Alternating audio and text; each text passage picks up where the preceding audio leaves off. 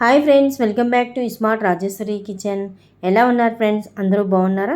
ఈరోజు మన ఇంటి రెసిపీ చూసారా? చూస్తుంటే నోట్లో నీళ్ళు ఊరుతున్నాయి కదా.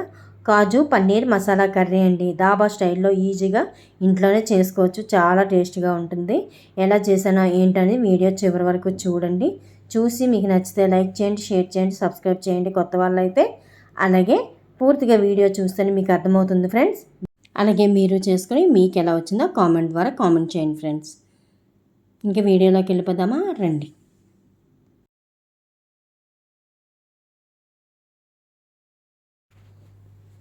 ముందుగా పన్నీరు ప్యాకెట్ 200 గ్రాములండి. ఇది తీసుకుని ఓపెన్ చేసి, ఇది ఇంట్లో కూడా తయారు చేసుకోవచ్చు. ఆ వీడియో కూడా మీతో షేర్ చేసుకుంటాను. ఇది బయటకు తీసుకునేది అనమాట.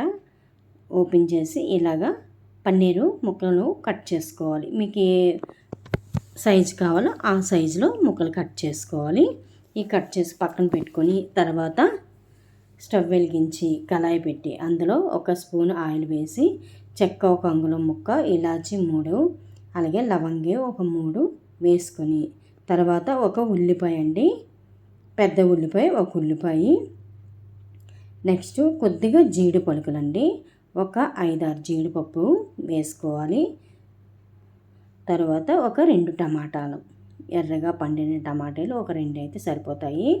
ఇవి కొద్దిగా వేయించుకొని మగ్గనివ్వాలన్నమాట. వేయిస్తూ కొద్దిగా మెత్తబడితే సరిపోతుంది.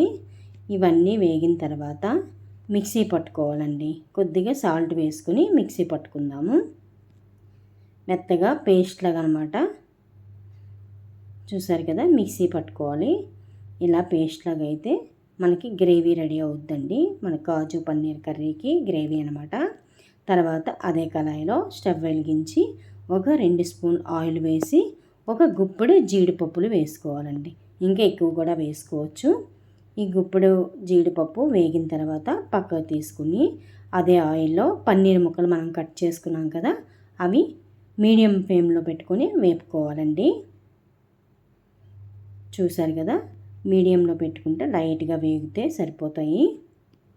ఇలా వేపుకుంటే చాలండి. పక్కకు తీసేసుకుందాము. మరి ఎక్కువ ఎర్రగా వేగితే బాగోవు. ఇలా అయితేనే బాగుంటాయి. నెక్స్ట్ పక్కకు తీసుకొని పచ్చిమిర్చి ఒక 5 పచ్చిమిర్చి కట్ చేసుకొని అదే ఆయిల్ వేసుకొని ఒక బిర్యానీ ఆకు వేసుకోండి. మనం ముందు మసాలాలు దినుసులు వేస్తాం కాబట్టి ఇందులో వేయనవసరం లేదు. కొద్దిగా పచ్చిమిర్చి వేగిన తర్వాత అల్లం వెల్లుల్లి పేస్ట్ 1 స్పూన్ వేసుకొని మగ్గనివ్వాలండి. పచ్చివాసన పోయినంత వరకు మగ్గనివ్వాలి. తర్వాత మనము ముందుగా ఉల్లిపాయ, టమాటీ, జీడిపప్పు మసాలా అన్నీ వేపి పేస్ట్ చేసుకున్నాం కదా, అది వేసుకోవాలి. వేసుకొని ఆయిల్ వదిలినంత వరకు అలాగా ఆయిల్లో మగ్గనివ్వాలండి. ఆయిల్ బయటికి తేలిన తర్వాత ధనియాల పొడి 1 స్పూను, పసుపు 1/2 టీ స్పూను, కారం 1 స్పూను, అలాగే తగినంత సాల్టు. మనం ముందు పేస్ట్లో కొద్దిగా సాల్ట్ వేసాం కాబట్టి చూసుకొని వేసుకోండి.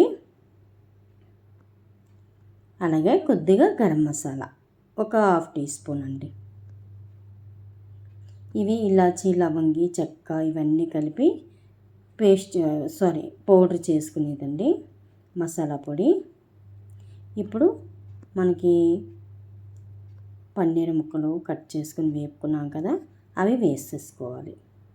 వేసేసుకొని ఒక 2 నిమిషాలు అటు ఇటు తిప్పి ఉంచి తగినంత వాటర్ వేసుకోవాలి. మనకి గ్రేవీ ఎంత కావాలో చూసుకొని వేసుకోవాలి. మనం మిక్సీ పట్టుకున్నాం కదా, అవి కడిగేసి కొద్దిగా ఆ వాటర్ తర్వాత ఒక 1/2 గ్లాసు వాటర్ వేసుకోవాలండి. మరీ ఎక్కువ గ్రేవీ బాగోదు కదా, తగినంత గ్రేవీకి వాటర్ వేసుకోవాలి. అలాగా మీడియంలో పెట్టి చూసారా, కొత్త ఉడకనివ్వాలి. ఇది కస్తూరి మేతి అండి. ఉడికిన తర్వాత కస్తూరి మేతి కొద్దిగా వేసుకొని తర్వాత జీడి పలుకులు వేసేసుకోవాలి. వేసుకొని ఒక 5 నిమిషాలు మగ్గితే మన పన్నీర్ కాజు మసాలా కర్రీ రెడీ. చూడండి ఎంత బాగుందో. కాస్త ఆయిల్ వదిలినంత వరకు ఉంచుకొని, ఆయిల్ చూసారా పైకి తేలింది. ఇప్పుడు కొద్దిగా బటర్ వేసుకోవాలండి. మాకైతే ఎక్కువ నచ్చదు, అందుకనే కొద్దిగా వేసాను. ఇంకంతే ఫ్రెండ్స్, స్టవ్ ఆఫ్ చేసేసుకొని ఇంకా చపాతీకి కానీ అలాగే రోటీకి కానీ ఇంకా దేనితో అయినా బాగుంటుంది. వెజ్ బిర్యానీ కానీ బగారా రైస్ కానీ దేనితో అయినా చాలా బాగుంటుందండి. తప్పనిసరిగా వీడియో చివరి వరకు చూసి మీకు నచ్చితే లైక్ చేసి షేర్ చేసి సబ్స్క్రైబ్ చేయండి. అలాగే మీరు చేసుకొని మీకు ఎలా వచ్చిందో కామెంట్ ద్వారా కామెంట్ చేయండి. ఎంత సింపుల్గా ఈజీగా అయిపోయింది చూసారా, చాలా టేస్టీగా ఉంటుంది ఫ్రెండ్స్. డాబా స్టైల్లో మనకి పన్నీర్ కాజు మసాలా కర్రీ రెడీ. చూడండి ఎంత బాగుందో, చూస్తుంటే నోట్లో నీళ్ళు ఊరుతున్నాయి కదా. మీరు కూడా తెచ్చుకొని చేసేసుకోండి. అంతే ఫ్రెండ్స్, మళ్ళీ మంచి వీడియోతో వస్తా friends. Thank you for watching. Bye friends. తప్పనిసరిగా మీరు చేసుకోండి, చాలా బాగుంటుంది.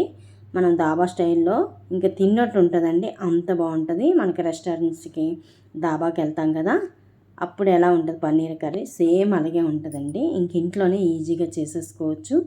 అంతే ఫ్రెండ్స్, మళ్ళీ మంచి వీడియోతో వస్తా. బాయ్.